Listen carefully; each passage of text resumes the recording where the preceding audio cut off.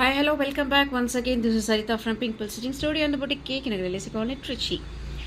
Oh, super traditional silk saree with the embossed buttas and not only that stone work. இந்த stone வந்து பார்த்தீங்கன்னா நீங்கள் என்ன தான் வாஷ் பண்ணிங்கனாலும் இது அப்படியே இருக்கும்.